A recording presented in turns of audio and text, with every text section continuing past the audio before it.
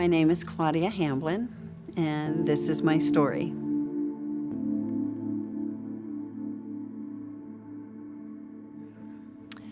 I grew up in an alcoholic home. My mother was an alcoholic. My dad drank a lot, but we never called him that because, well, he was our dad. And my first drunk was when I was 4 years old.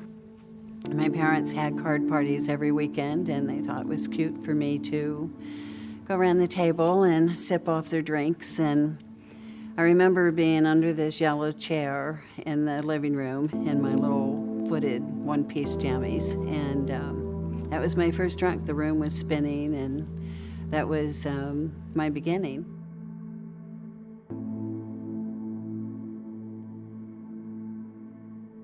My parents did put me on a bus, sent us to church.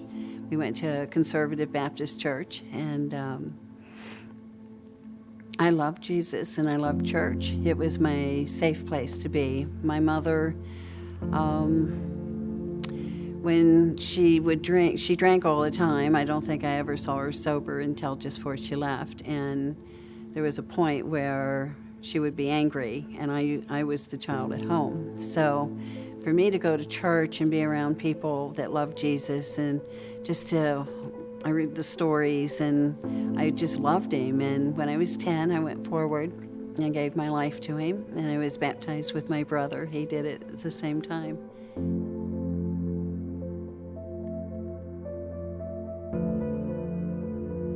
About a year later, my mother, she had sobered up. The doctors had told her she would die if she didn't, and she started going to AA, and she met a man there, and decided to, my dad actually kicked her out, caught her with him, and kicked her out of the house, and she walked out the door and never saw her again.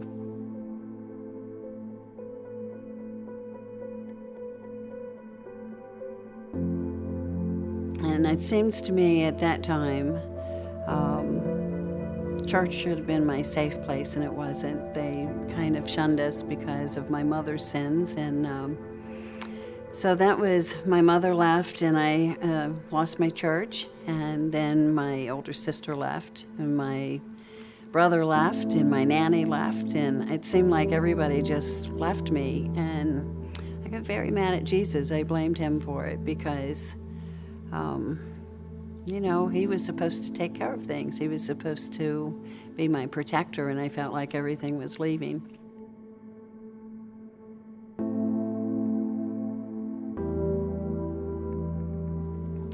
So I became really rebellious, and my dad remarried. He married a worse drunk than my mother.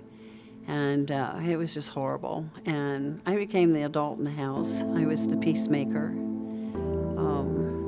It was just a terrible time. So I started dating this man, this guy. He wasn't a man. And we decided to run off and get married. My stepmother was trying to kill me at the time. So we thought, well, let's just get married and I'll take care of that. And within a year, I knew we were in trouble. I had a son in between, and he died at 4. He lived for 4 hours, and that just added to, I guess, all the fury I had.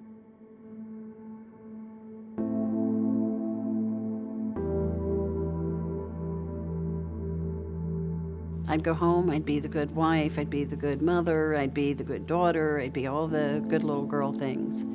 And inside, it was just building like a volcano. And then I'd go drink. Finally, it just got to be too much, and we divorced after 23 years of marriage. My kids didn't seem to need me much anymore, so I started working, and I got me a great job as a bartender. That's what every drunk should do. and I just started going out, and everything I did was to get me to where I could drink someplace, or get a drink, or be drunk. And it was just awful. I had alienated everybody, my entire family. I would call them drunk, and I'd cry and ask them to, help me, save me, whatever. I turned everywhere but Jesus because I felt like he just didn't care. I didn't want to participate anymore, so I was just wanting to die, but I didn't want to do it by my own hand. My world just got really, really dark. And it was a physical darkness. It was just closing in on me. And my daughter, she came to me one day, and she told me she was pregnant. And it's a grandchild. I thought, God must not be done with me. Maybe he's actually giving me a grandchild. And that was the beginning of my coming out of it. And then the man that I had met years ago and loved as a teenager, he was back. He came just walking right back into my life. And he kept asking me to marry him. And I kept saying no. And I said, why is it so important to you that we get married? And he said, because God won't bless us. Wow, where did that come from? God, I hadn't thought about him in a while. So we got married. He stopped drinking. He stopped smoking pot. He stopped doing all those things. We sold the motorcycle. And I got really, really scared. So I just really started drinking heavy, and the heaviest I ever did. He finally told me that we couldn't have a life together. He wasn't going to help me kill myself, and he wanted a divorce. And I got haughty with him, and I said, you knew what I was when you married me, and I'm not going to change. And I said, so go. Just go. So he was going to, and that night he was going to leave the next day. He's sitting in a chair crying, I'm in the chair crying. Neither one of us really wanted to do this. And I hear God say to me, just like I'm talking right now, I hear him say to me, choose me tonight or I'm going to. So I got up out of the chair and I went into the room, the bedroom, and I just got on the floor. I'm sorry. The first time in, 25 years. And I just said, I can't do it. I want you, but I don't know what to do. I can't do it without you. And he said, you have to take this from me because I can't stop. And I stayed in there with him, and I could just feel the darkness pulling away from me. And I spent some time with him, and I said, no, you're going to have to let Jerry know in his spirit that this is true. And I went out to tell him, and he had tears coming down his eyes, and he said, I know, honey, I know. So we packed up and we moved to Mount Orb that very weekend. Left everything behind us. It's like God just gave us a whole new life. He shut the door on the old life.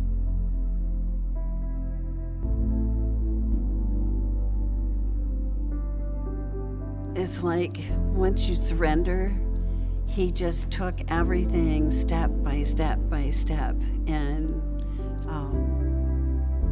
we just dealt with all of the stuff a little at a time. But he took the drinking from me. I haven't desired a drink. I haven't had one in over 20 years now. I was reading a book, and at the end of the book had the sinner's prayer. And when I read it,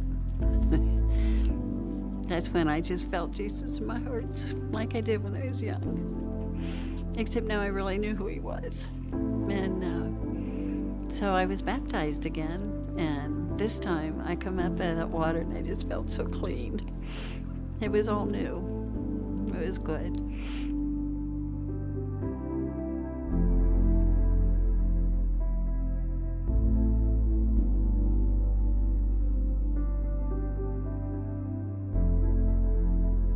So we built a house. He designed it in built it for us, and it was just beautiful. It's a tree house. It was on 25 telephone poles on a hillside, and we had a great time doing that. We had the kids up, the grandkids. It was a wonderful life, and we just grew together. That was the wonderful thing about the journey. And we took a vacation. We come home and find out that he's got stage 4 cancer.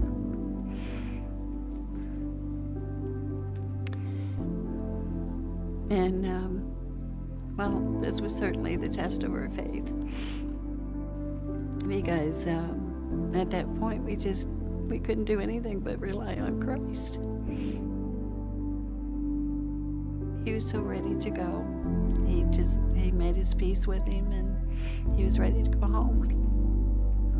He was sitting in a wheelchair one evening, and he was just looking up. I think Jesus was showing him things, preparing him to come home, and he had tears coming down his face, and he said, "Oh, honey, I want to go home." And I turned around and looked at me, and he said, "But I don't want to leave you." And I told him, if Jesus comes to get him, he better go, and I'll be there when it's my time. Don't come back for me.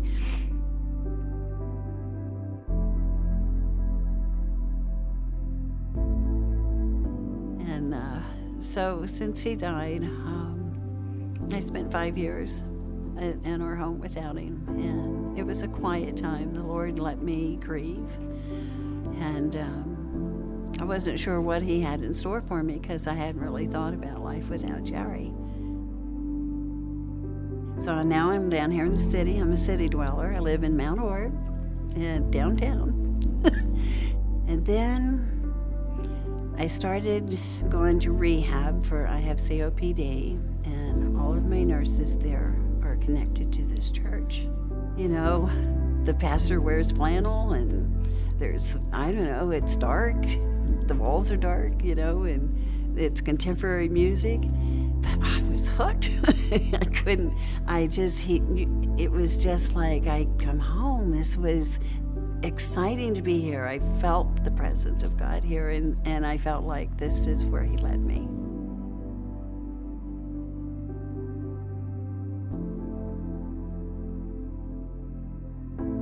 The biggest difference that Jesus has made in my life is that I believe that there's good in me and the world around me. I never felt that as a kid. I felt like everything was bad. I don't have to. I guess the other part of that is I don't have to earn his love. I always felt like I had to be the good little girl to earn everybody's love, and he just gives it. It's there. It's who he is, and that changed my whole outlook on everything. Because if I can look through his eyes of love, I'm going to see a pretty good place, and I think that's the biggest change.